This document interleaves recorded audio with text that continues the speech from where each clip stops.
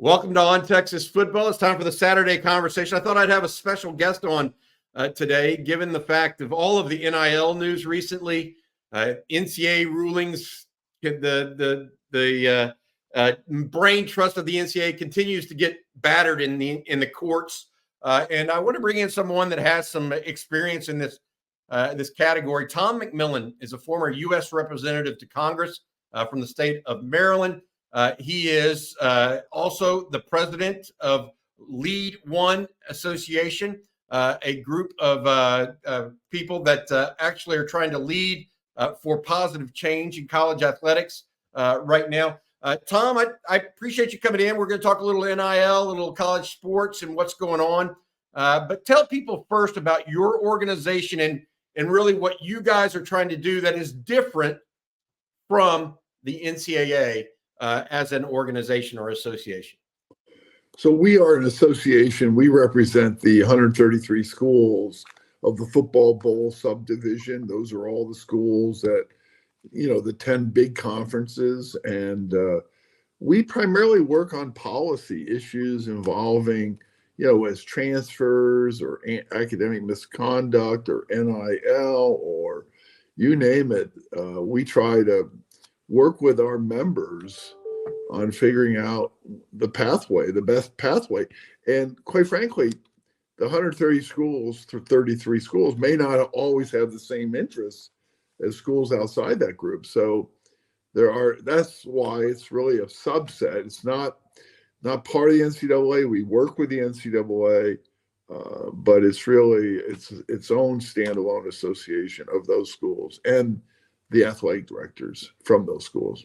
Gotcha. You guys have numerous meetings and conversations, et cetera, ongoing. Yeah. You've spoken before Congress. What is your just general take right now? I mean, you're also a two-time All-American basketball player, played 13 years, I believe, in the NBA. You don't look it necessarily from your view in the camera, but I think you're 6'10" or something. So I am 6'10.5". Yeah, you're a tall guy. My question is, what is your general takeaway right now about where we sit in college athletics as a whole? Well, I would say the courts are very assertive right now. They're all over the country. I think the NCAA has 4 antitrust lawsuits.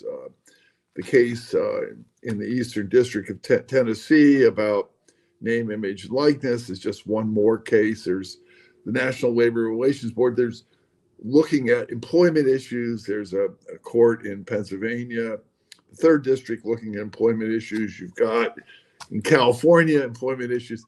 You've got state legislatures. You have a number of bills in Congress dealing with this. So it's a very turbulent time.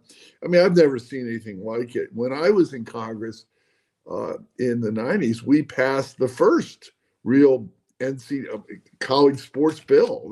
There's only been 3 pure college sports bills in the last 50 years. And we passed the first one, which was to disclose graduation rates of student athletes. And so this is a rare time. I've never seen such interest across the board by the courts, by the regulatory agencies, and by Congress. So it's turbulent, and I had a chance to sit down with Charlie Baker last week, and his plate is really full. There's no question about it. And, where I see it all going, there's definitely this push for employment and rights and collective bargaining for student athletes. I don't know because I don't know if we're going to get there probably through courts and so forth, but it'll be very patchwork.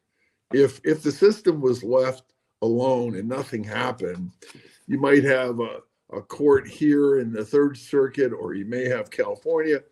It'll be a kind of a crazy environment, very patchwork. Certain conferences may take it upon themselves. So I don't know if that will happen. I think it's more likely that Congress will come to some kind of agreement to give student athletes a lot more rights, but to not cross over that Rubicon of employment. That's just my guess. I had a conversation this morning with a member's office who's very important in these issues. And I think ultimately that people understand, look, student athletes, particularly the revenue sports, need a fair deal because they bring in so much revenue. But then there's 95% of the sports that are part of our Olympic effort, that are core to our country and giving these kids opportunities that don't bring much money in. And if you turn them into employees, they're going to get their sports cut and they're going to be denying opportunities. So how you balance those things is really tricky. And I think, Congress will try to do more to help the student athlete, give them better health and safety protection, try not to make them employees, and to try to deal with the fact that particularly football and basketball players are bringing a lot of money in, coaches are making a lot of money. There probably has to be a new compact, a new contract of sorts for them. But that doesn't mean we need to, maybe treat the softball players exactly the same. So it's very tricky. It's complicated. I think there's progress being made, believe it or not, even in this congressional climate. And I think that I'm an optimist that at the end of the day, this will get fixed. The problem is there's so many pressing problems in Congress, and also this hasn't quite risen to the level of a crisis. I know athletic directors and football coaches and basketball coaches think it may be, but for the average congressman, this is probably not on the top 10 list, and so that's a problem too. Not in an election year too, by the way. Not an election year too. Yeah, I mean that you say all this and it sounds good. I'm glad you're an optimist. That's a positive thing. The question I would ask is, when do you see all this occurring? Because while you say it hasn't crossed the Rubicon into crisis mode, I think people on the ground floor of college sports and college athletics, like Texas Athletic Director Chris Del Conte, might disagree with that characterization, right? Where, hey, we've got things going on right now where we have to ask general counsels for to even understand what the new rules of the NCAA are, what apply, what doesn't. I mean, what do you have to say about that? Well, I didn't mean to imply. I think Chris is right. I didn't mean to imply that these things aren't impacting athletic departments. I was talking about the big global employment issue. The Tennessee case is a classic, example, because the district judge there basically said, where heretofore collectives couldn't be offering deals and offers to kids who have enrolled, now they can. And that kind of flies in the face of the NCAA rules, flies in the face of a lot of state laws. And so it's very complicated. The NCAA is going to come out with some guidance next week, but I presume it's going to be very permissive. They don't want to suffer more lawsuits in other courts across the country. So for the athletic director, Bobby, to your point, this is extremely difficult, trying to figure out how to stay ahead of the posse here, and it's not easy. But from the global standpoint of trying to get all this resolved, because the NIL issues need to be resolved, the employment issue needs to be resolved, it's probably going to end up being Congress. A lot of people aren't optimistic about that. I do think that they can get something done. It may not happen this year. I think there's a chance it could, but I do think it'll eventually get done. It may get real messy before it gets done, but I do think it'll get done. So you think the NCAA may release new guidance next week? No, I think they've indicated they're going to release new guidance. When that comes, I'm not. I would presume they want to do it pretty quickly, because they not only have to educate coaches, athletic departments, and tell you what you can do and what you can't do, and your relationships with the collectives have changed, but they also have to educate their athletes, their student athletes. I mean, this is although it's a very narrow order that came out of Tennessee, it's a step down a pathway that makes everybody think about the consequences. I mean, the irony of this decision is that the NCAA's rules about there's got to be a quid pro quo. In other words, you just can't call it NIL and not do something for it, is still in place. There's still no pay for play rules in place, and the schools can't directly compensate. But I think all that world is going to change. Even Charlie Baker's recent proposal said, let's bring NIL back within the school. Let's kind of take it more away from the collectives. And here, this court case now says, no, let's make the collectives bigger and stronger. So there's a lot of pull and tension here. And I think the NCAA's got to try to resolve it without hopefully getting more lawsuits. Let me ask you this: is the NCAA even the answer, or do they have so many constituents? This is one of the reasons why you exist. The top 133 football playing schools, in some regards, because the entire NCAA doesn't. I mean, look, they're worried about Division III. Now they don't get focused on for Division III, but is that why people such as yourself even exist to some degree to kind of to manage or kind of deal with those situations for the schools that are, lack of a better term, revenue generators from their sports programs? Well, Bobby, first of all, we're advisory, and your point is well taken, though. There needs to be greater federation in college sports. Not all schools are the same. Even our 133 schools, and that number is growing, aren't the same. There's very difference between, a Texas A&M at Texas and some of our smaller schools. So there are big differences, and how you reconcile that is very, very different. Charlie's he talked about a division of the biggest might be half of our schools. So a lot of this has to be resolved. There's obviously not the same. I mean, this NIL court case doesn't affect the smaller schools as it does affect the bigger schools. And so that has to be accommodated for, no question about it. Got it. Speaking with Tom McMillen, head of Lead 1A. Tom, other questions I had for you, and you mentioned this, transfer, recruiting rules. It seems to me like the NCAA, at one point in time, they had 2 signing periods for basketball, right? I think it was November and April. And they have 1 signing period for football, which was first Wednesday in February. Then they added a signing period for December in football, as well as 1 in February. Now they're talking about putting 1 in the summertime for football before a prospect has even played his senior year. Is it just me, or do you feel like these rules are just reshuffling deck chairs at some level? Should the player just be able to sign whenever they want, number one, or should we revert to where everybody signs at a single period of time?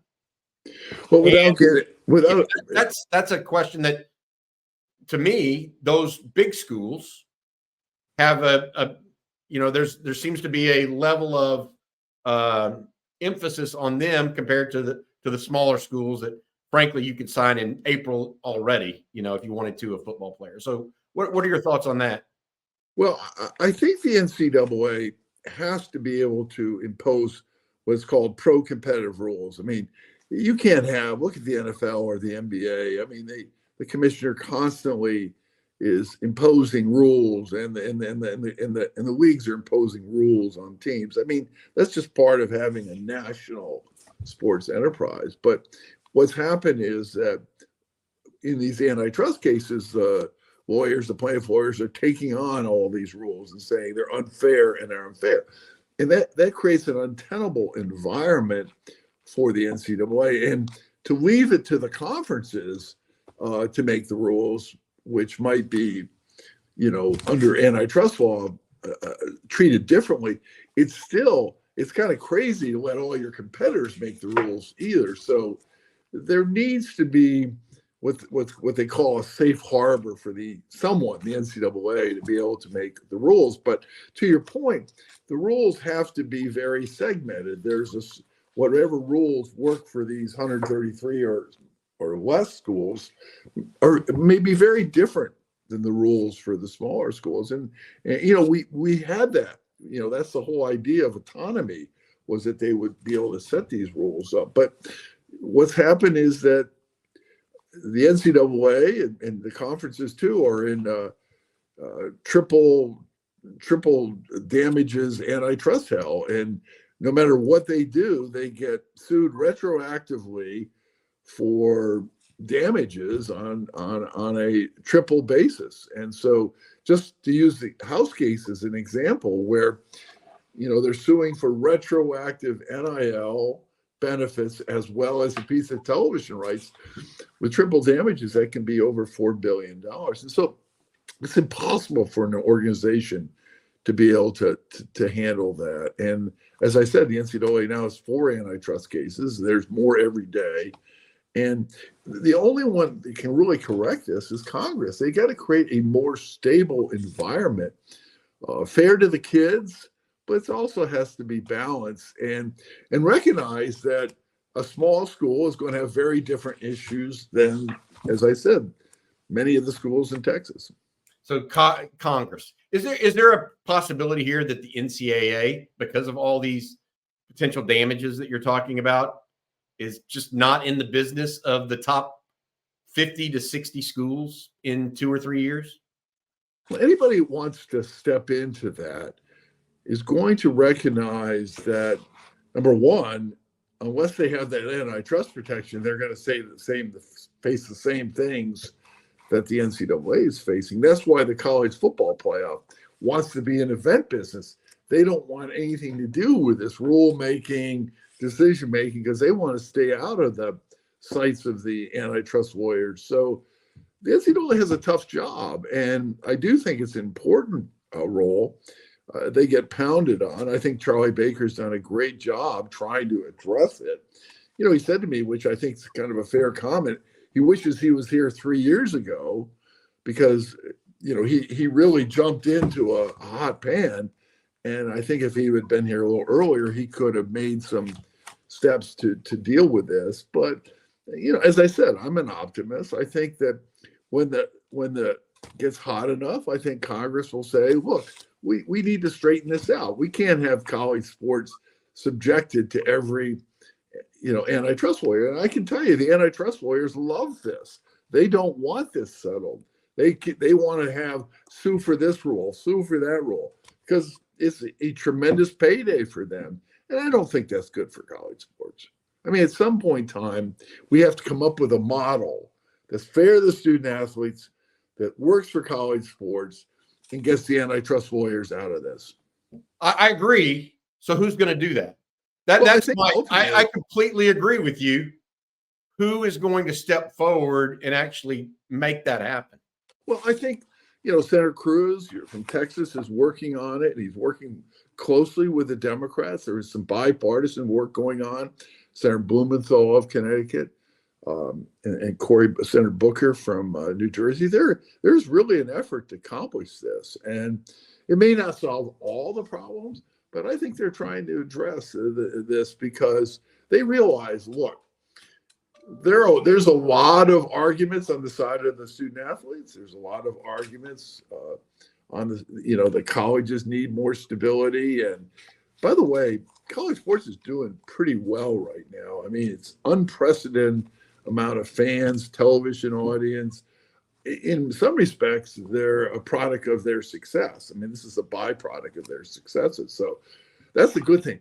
This is like a company where your people are clamoring for your products. It's just that your internal operations are kind of screwed up. And that's kind of where it is right now. You'd rather have that where people love your product and your product's doing real well than the other way around, where you might have your operations perfect, but people don't want what you're selling. So I think there's a great opportunity here, and I'm confident and I'm optimistic it will get straightened out. End of the day, how do you think this? We appreciate your time, by the way. Very much. Anytime. End of the day, how do you think this all ends up?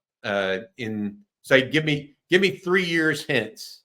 Is it revenue sharing for athletes? Are they employees or not employees? 3 years hence, give me your crystal ball thoughts on how all this ends up. Well, I'm not saying that they won't be declared employees by some court. At the end of the day, I think that Congress will codify a model short of employment, but very similar It's what I call it's almost like employment without employment, if you will, and where they have maybe some collective bargaining rights or some kind of form of that. They have, especially I'm talking about the revenue sports. Hopefully, we don't destroy our Olympic sports. We're true to Title IX, but that there are more equities for particularly athletes in sports that are making a lot of money, and that they have some protection on health and safety, and that the system is more balanced, and that the college sports world can make rules without necessarily having lawsuit after lawsuit. Obviously, that requires Congress. This is not the best time to get anything done through Congress, but bills are getting done. Believe it or not, there are things getting done in Congress. It's just a very difficult environment. There's a lot of issues here that get complicated, transgender issues and all those other issues in college sports. But I'm optimistic that they can pull all this together and come up with a model that works for the student athletes and works for college sports. Gotcha. All right. That's Tom McMillen, president of Lead 1A. Tom, thank you so much for your time. We're going to get back to it, and you guys have a good weekend. And hopefully, you're right. It's a great time for college athletics. We just don't always want to see how the sausage is made. That's right. That's right. All right. Hey, Thanks thanks, so Bobby. much, Tom. You have a good one, and hook 'em, Tom. Take care of yourself. Bye-bye.